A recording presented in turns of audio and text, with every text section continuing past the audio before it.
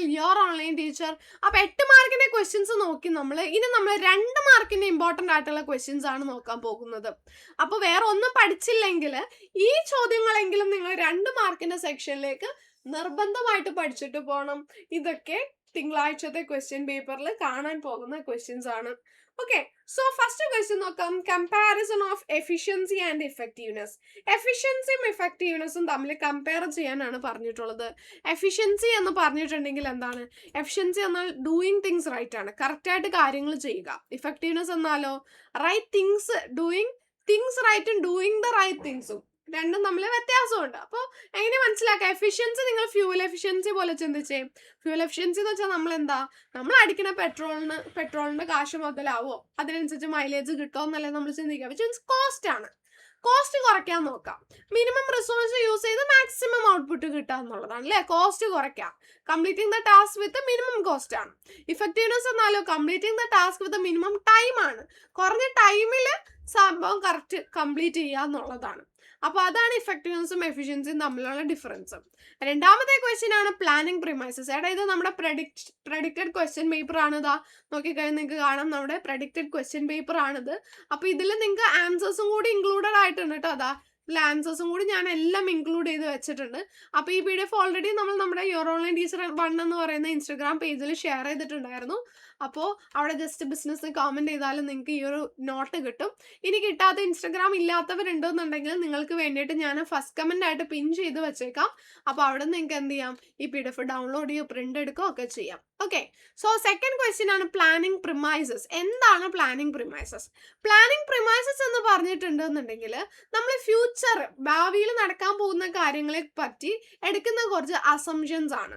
ആ അസംഷൻസിന്റെ അടിസ്ഥാനത്തിലാണ് നമ്മൾ എന്ത് ചെയ്യുന്നത്? തീരുമാനങ്ങൾ എടുക്കുന്നത്, പ്ലാൻസ് ഫോർമുലേറ്റ് ചെയ്യുന്നത്.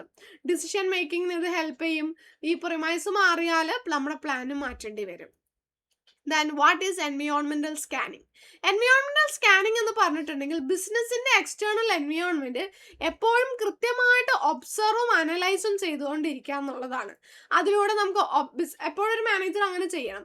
അതിലൂടെ ഓപ്പർച്യൂണിറ്റീസ് അറിയാൻ പറ്റും, ത്രെറ്റ് അറിയാൻ പറ്റും, ഏർലി വാർണിംഗ് സിഗ്നൽസ് എന്തെങ്കിലും ഉണ്ടെങ്കിൽ അറിയാൻ പറ്റും. അതേപോലെ കറക്റ്റ് സമയത്ത് ഡിസിഷൻ എടുക്കാൻ ഇത് ഹെൽപ്പ് ചെയ്യും. Then അടുത്തതാണ് explain the term span of management. Span of management എന്ന് പറഞ്ഞാൽ refers to the number of subordinates a manager can effectively supervise. ഒരു മാനേജർക്ക് വളരെ എഫക്റ്റീവായിട്ട് സൂപ്പർവൈസ് ചെയ്യാൻ പറ്റുന്ന സബോർഡിനേറ്റ്സിന്റെ എണ്ണത്തിനെയാണ് സ്പാൻ ഓഫ് മാനേജ്മെന്റ് എന്ന് പറയുന്നത്.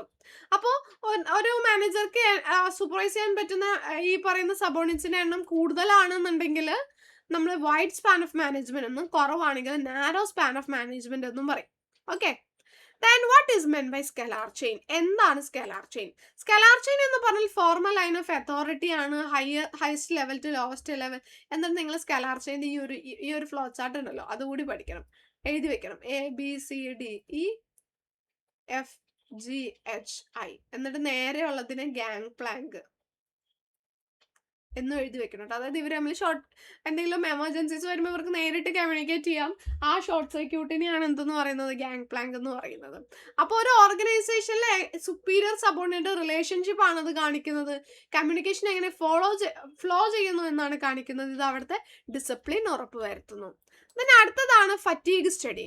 ഞാൻ ഫറ്റീഗ് സ്റ്റഡി മാത്രമേ ഇതിൽ ഇൻക്ലൂഡ് ചെയ്തിട്ടുള്ളൂ എങ്കിലും വേറെ നമ്മൾ ആ ഒരു ബാക്കിയുള്ളതുണ്ടല്ലോ, മോഷൻ സ്റ്റഡി, അതുപോലെ തന്നെ മെത്തേഡ് സ്റ്റഡി, ടൈം സ്റ്റഡി, ഇതെല്ലാം ഇതിൻ്റെ ഉള്ളിൽ വരാൻ ചാൻസ് ഉള്ളതാണ്. ഏത് വേണമെങ്കിലും ചോദിക്കാം. സോ ഫറ്റീഗ് സ്റ്റഡി, ക്ഷീണം. എന്താണ് ഫറ്റീഗ് സ്റ്റഡി? എംപ്ലോയീസിന്റെ ക്ഷീണത്തിന്റെ കാരണങ്ങൾ, അതുപോലെ തന്നെ അവർ ക്ഷീണിതരാകുന്നത് കൊണ്ട് ഇവർക്ക് എപ്പോഴൊക്കെയാണ് ഇന്റർവെല് കൊടുക്കേണ്ടത്, അത് എത്ര അളവിൽ കൊടുക്കണം, എങ്ങനെ അവരെ എനർജി റീകൂപ്പ് ചെയ്തെടുക്കാൻ പറ്റും എന്നുള്ളതെല്ലാമാണ് ഫറ്റീഗ് സ്റ്റഡിയിലുള്ളത്. അടുത്തതാണ് unity of command. Unity of കമാൻഡിൽ പറയുന്നതാണ് ഒരു എംപ്ലോയി ഒരു സുപ്പീരിയർ അടുത്തുനിന്ന് മാത്രമേ ഓർഡേഴ്സ് സ്വീകരിക്കാൻ പാടുള്ളൂ. ഇത് കൺഫ്യൂഷൻ, കോൺഫ്ലിക്റ്റ് അവോയ്ഡ് ചെയ്യും. അതുപോലെ തന്നെ ഡിസിപ്ലിൻ ആൻഡ് പ്രോപ്പർ കോർഡിനേഷൻ ഉറപ്പുവരുത്തും. റെസ്പോൺസിബിലിറ്റി ഫിക്സ് ചെയ്യാനും ഇത് ഹെൽപ്പ് ചെയ്യും. Then ലാസ്റ്റ് ക്വസ്റ്റ്യൻ ആണ് explain the term departmentalization. Departmentalization എന്ന് പറഞ്ഞിട്ടുണ്ടെങ്കിൽ ഒരു ഓർഗനൈസേഷൻ ഹോൾ വർക്കിനെ പല പല ഡിപ്പാർട്ട്മെന്റ്സ് ആയിട്ട് ഡിവൈഡ് ചെയ്യുന്നു. അതിനെയാണ് ഡിപ്പാർട്ട്മെന്റലൈസേഷൻ എന്ന് പറയുന്നത്. അതിന്റെ ബേസിസിലാണ് ഫംഗ്ഷൻ, പ്രൊഡക്റ്റ്, അങ്ങനെയൊക്കെ ഫംഗ്ഷന്റെ അടിസ്ഥാനത്തിലും അല്ലെങ്കിൽ പ്രൊഡക്റ്റിന്റെ അടിസ്ഥാനത്തിലൊക്കെയാണ് നമ്മളിങ്ങനെ ഡിപ്പാർട്ട്മെന്റലൈസേഷൻ ചെയ്യുന്നത്. ഇത് സ്പെഷ്യലൈസേഷന് സഹായിക്കും, എഫിഷ്യൻസി കൂട്ടാൻ സഹായിക്കും, ഇഫക്റ്റീവ് മാനേജ്മെന്റ് ആൻഡ് കൺട്രോളിങ്ങിന് സഹായിക്കും. സോ 2 മാർക്സിലേക്ക് വളരെ വളരെ ഇമ്പോർട്ടന്റ് ആയിട്ടുള്ള കുറച്ച് ക്വസ്റ്റ്യൻസ് ആണ് നമ്മളിവിടെ നോക്കിയത്. സോ നന്നായിട്ട് പഠിക്കുക. ഇനിയും ഇഷ്ടംപോലെ വീഡിയോസ് പുറകെ വരുന്നുണ്ട്. അതൊന്നും മിസ്സാകാതിരിക്കാൻ വേണ്ടി നമ്മുടെ യൂട്യൂബ് ചാനൽ സബ്സ്ക്രൈബ് ചെയ്യുക. Thank you.